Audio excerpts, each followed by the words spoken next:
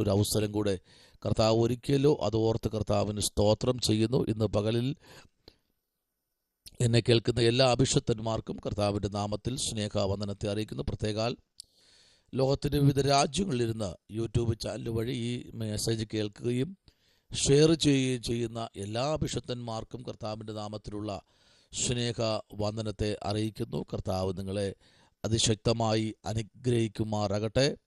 ആമേൻ, സ്തോത്രം.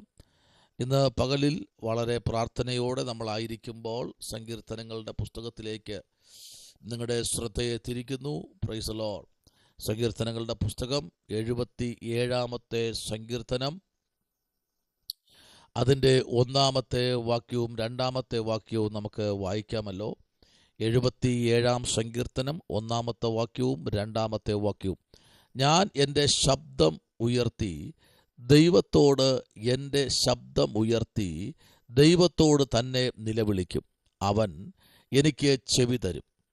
കഷ്ടദിവസത്തിൽ ഞാൻ യഹോവയെ അന്വേഷിച്ചു.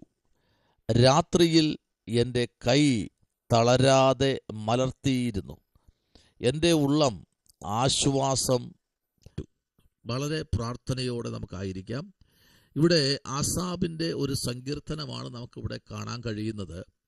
ആമേൻ, സ്തോത്രം. പരിശുദ്ധാത്മാവിൻ്റെ വലിയ നിയോഗം ഇന്ന് പകലിൽ ആസാബിൻ്റെ ഈ പ്രാർത്ഥനയുടെ നടുവിൽ, സ്തോത്രം, ആമേൻ. പലപ്പോഴും നമ്മൾ ദൈവസ്ഥലിൽ പ്രാർത്ഥിക്കുന്നവരാ.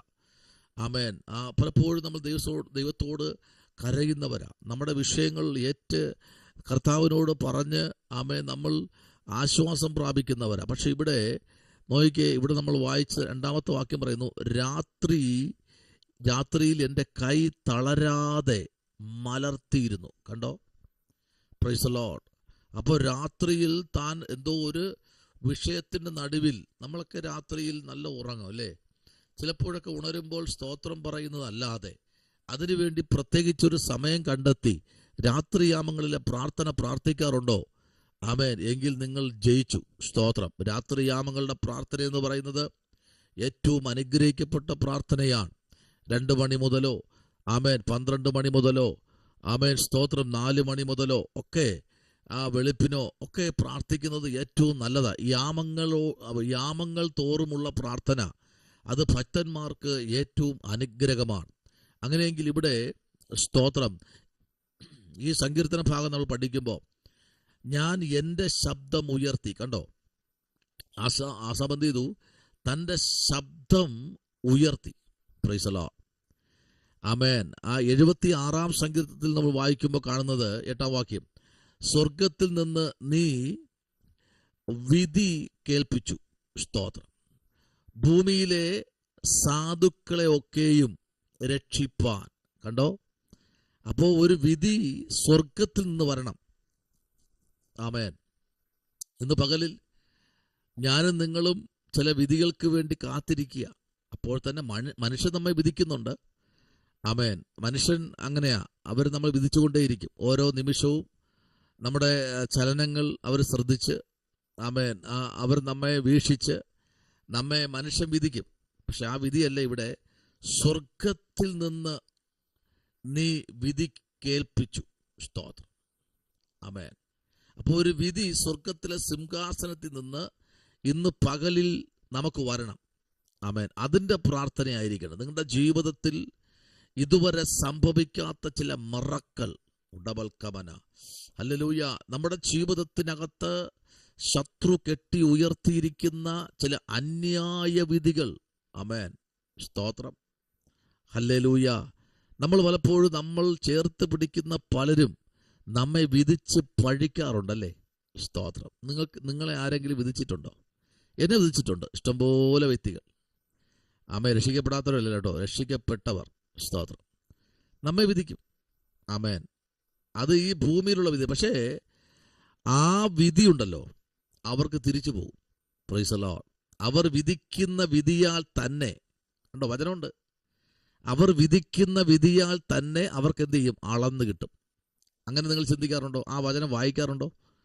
ഈ പ്രഭാതത്തിൽ നിങ്ങൾ ആരെയും വിധിക്കരുത്. സ്തോത്രം. നിങ്ങൾ ആരെയും വിധിക്കാതിരിപ്പി. ഹല്ലേലൂയ. കഴിവതും സൗമ്യതയോടെ തന്നെ ഇടപെടണം. Price the Lord. ഹല്ലേലൂയ. എങ്കിൽ മാത്രമേ നമുക്കൊരു ന്യായമായ ഒരു വിധി കേൾപ്പിക്കാൻ പറ്റൂ. Price the Lord.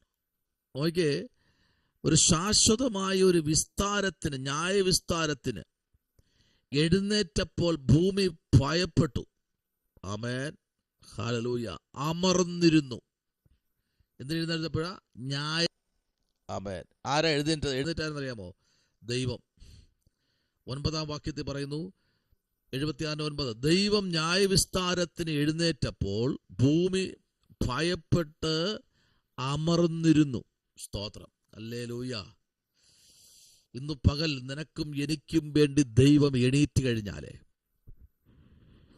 ആർക്കും അതിനെ തടയാൻ കഴിയില്ല കേട്ടോ. സ്തോത്രം. Price the Lord.